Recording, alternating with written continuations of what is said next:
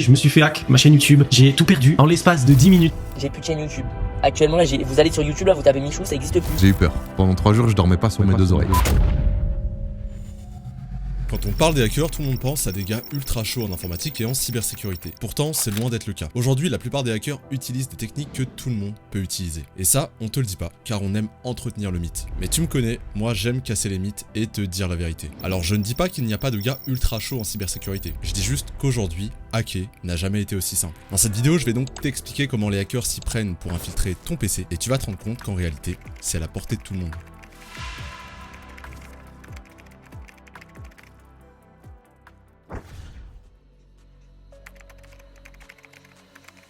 Quand on pense au hacking, on pense tout de suite à des activités illégales. Pourtant, c'est pas le cas. Le hacking, c'est tout simplement l'activité qui va consister à rechercher des vulnérabilités, explorer des systèmes informatiques et manipuler des logiciels dans le but d'accéder, de modifier ou de contrôler des données. Le hacking peut donc être parfaitement légal. On parle alors de test d'intrusion.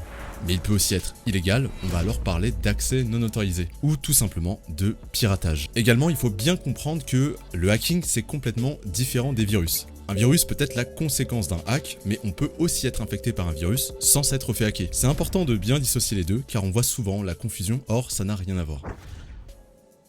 Il faut bien comprendre qu'il existe plusieurs types de hackers et ils n'ont pas tous le même profil. Premièrement, on va avoir les hackers white hat qui sont des hackers éthiques. Leur objectif principal, c'est d'améliorer la sécurité des systèmes informatiques et donc ils vont utiliser leurs compétences pour identifier des vulnérabilités et des failles de sécurité. Si on fait le lien avec ce qu'on a dit juste avant, les hackers white hat ont donc une activité parfaitement légale. Deuxièmement, on va avoir les hackers black hat qui sont des hackers malveillants et illégaux. Leur intention est de compromettre la sécurité des systèmes, des réseaux et des logiciels dans le but là de voler des données sensibles. Bien souvent, soit en contrepartie d'un avantage financier ou soit tout simplement causer des dommages. Troisièmement, on va avoir une catégorie de hackers qui se situe entre les deux, qu'on appelle les hackers grey hat. Ils ne sont ni complètement éthiques ni complètement malveillants. Ils découvrent et exploitent les vulnérabilités des systèmes sans autorisation. Et contrairement aux hackers black hat, ils ne cherchent pas nécessairement à causer de dommages ou à en tirer profit.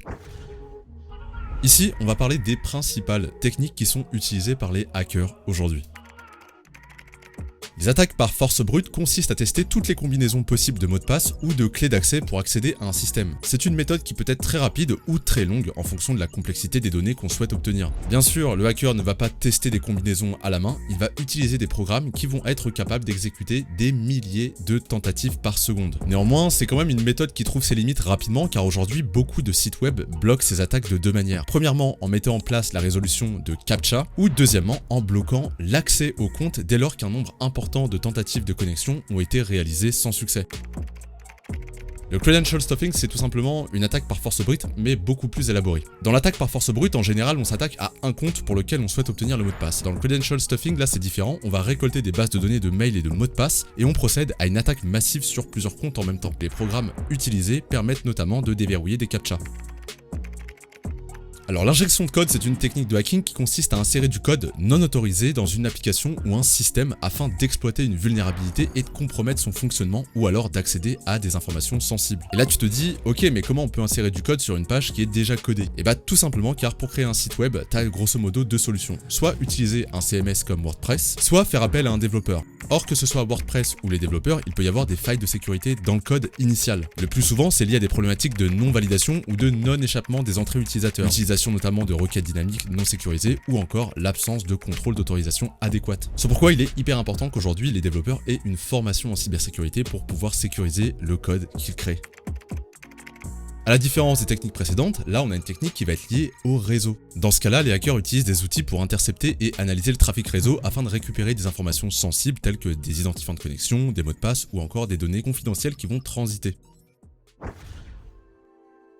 Il existe une technique qui ne nécessite aucune connaissance poussée en informatique ou en cybersécurité. Encore une fois, je vais te la présenter avec des preuves à l'appui. Néanmoins, je te le répète, je te déconseille de reproduire ce qui va suivre. De toute façon, je vais te montrer comment les hackers s'y prennent, mais je ne vais pas te montrer comment ils cachent leurs traces. Donc, si tu le fais, sache que tu pourras être retrouvé facilement. Cette technique, c'est l'ingénierie sociale, c'est-à-dire le fait d'inciter des personnes peu méfiantes soit à transmettre eux-mêmes des données confidentielles sans s'en rendre compte, ou à les pousser à faire certaines actions sans s'en rendre compte qui vont permettre de prendre le contrôle de leur PC. Je vais donner un exemple concret. Voici un mail que j'ai reçu sur la boîte mail qui est associée à ma chaîne YouTube. J'ai été soi-disant contacté par la marque informatique MSI pour effectuer une collaboration avec eux. Premièrement, l'email contient MSI, ce qui peut inspirer confiance. Deuxièmement, ils ont personnalisé l'email à la niche que traite ma chaîne. Je parle de tech, ce qui comprend nécessairement l'informatique, et ça, ils l'ont bien compris. Troisièmement, ils ont intégré des liens de vraie collaboration entre MSI et des youtubeurs pour renforcer la crédibilité de leur approche. Alors je te rassure, c'est pas la première fois, j'ai tout de suite compris que c'était une arnaque, mais je savais que cet email allait être utile pour cette vidéo. J'ai donc répondu comme si j'étais intéressé, et je leur ai demandé de préciser un peu plus leur demande.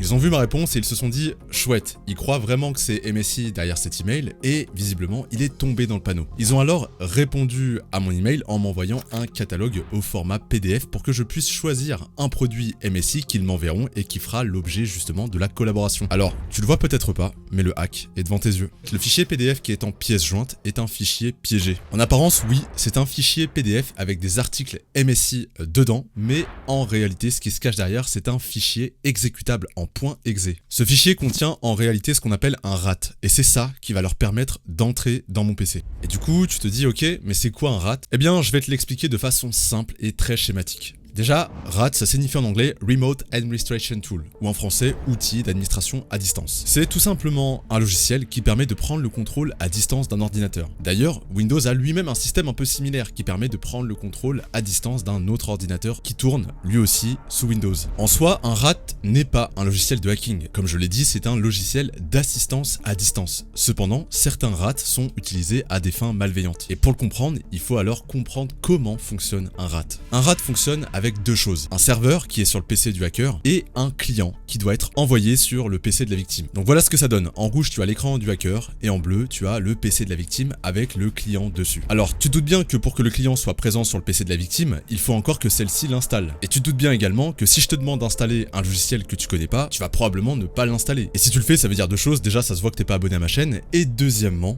on devrait te couper internet. Il existe différents types de RAT. Des RAT officiels qui sont mis en ligne par des éditeurs de logiciels tout à fait légaux et des RAT mis sur pied par des hackers qu'on peut retrouver sur internet et notamment sur le dark web. Le client du RAT, c'est un fichier en .exe. Toute l'astuce alors est donc de cacher ce fichier en .exe dans un autre fichier. Et oui, tu le savais peut-être pas, mais on peut cacher un fichier dans un autre fichier en lui donnant du coup une apparence différente. Je peux donc cacher un logiciel dans un fichier en JPEG. Tu vas donc avoir l'impression d'avoir une photo face à toi, mais en réalité c'est un programme qui s'exécute. En conséquence, lorsque tu vas double-cliquer pour ouvrir la photo, en réalité tu vas exécuter et installer le logiciel sans le savoir. Une fois que le client est installé sur le PC de la victime, le hacker a alors une vision sur tout le PC sans même que tu le saches. Il peut voir tes documents, écouter ton micro, lancer ta webcam à ton insu et bien entendu le RAT contient généralement un keylogger, c'est-à-dire un petit programme qui enregistre tout ce que tu tapes et donc il est facile de récupérer tous tes mots de passe. Si on revient à mon exemple, ce qu'il faut comprendre c'est que le fichier PDF cache en réalité un RAT. Si je le télécharge et que je l'ouvre, je vais installer le client du RAT et donc donner l'accès au hacker à mon PC. Et c'est là ce qui fait toute la puissance de l'ingénierie sociale. Finalement, c'est d'arriver à être suffisamment convaincant pour te pousser à faire une action par toi-même qui permettra au hacker d'accéder à ton PC dès lors que tu es connecté à internet. C'est d'ailleurs ce qu'utilise le youtubeur Sandoz dans ses vidéos avec les brouteurs et qu'il prend le contrôle de leur PC. Il ne te le montre pas car il ne veut pas t'inciter à le faire, mais il utilise un RAT.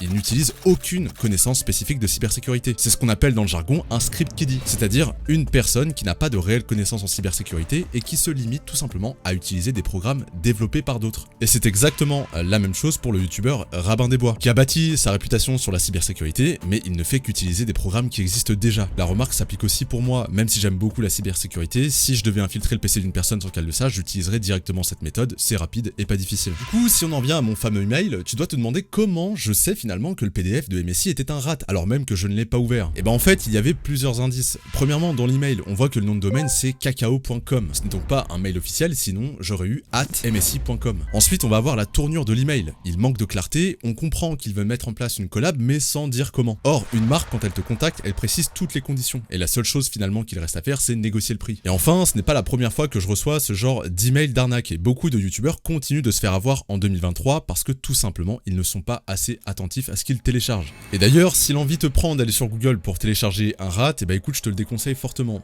Parce que soit tu vas télécharger un logiciel officiel et tu vas rien pouvoir faire car tu pourras pas aller bien loin, soit tu vas télécharger un logiciel qui va te faire croire que c'est un rat, mais ce sera soit un cheval de Troie, un ransomware ou même le client d'un rat. Du coup, tu vas t'infecter toi-même et donner accès à ton PC sans le savoir en pensant que c'est toi qui as accès au PC des autres. D'ailleurs, je te déconseille aussi fortement de télécharger tous les cracks qu'on peut trouver sur YouTube, comme les cracks de Photoshop, les cracks d'Office 365 et d'autres logiciels assez chers pour lesquels on n'a pas envie de payer. Tout simplement parce qu'en réalité, dans le crack, c'est bien souvent le client d'un rat et donc le gars peut infester énormément de PC sans que personne ne le sache. Si tu veux craquer un logiciel, le mieux c'est de pas le craquer. Il y a des alternatives qui existent pour choper des licences pas chères et tu ferais mieux de payer pour ça. Sur ce, moi je t'ai tout dit et comme tu peux le voir, dans toutes mes vidéos, j'essaye de t'apprendre quelque chose et de t'apporter de la valeur. Donc si tu veux m'aider, n'hésite pas à laisser un petit pouce bleu, voire même un petit commentaire si tu veux ajouter des choses. Ça permet de savoir que tout mon travail de vulgarisation peut aider certains et bien entendu ça aide au référencement. Et sur ce, nous on se dit à très bientôt pour une prochaine vidéo.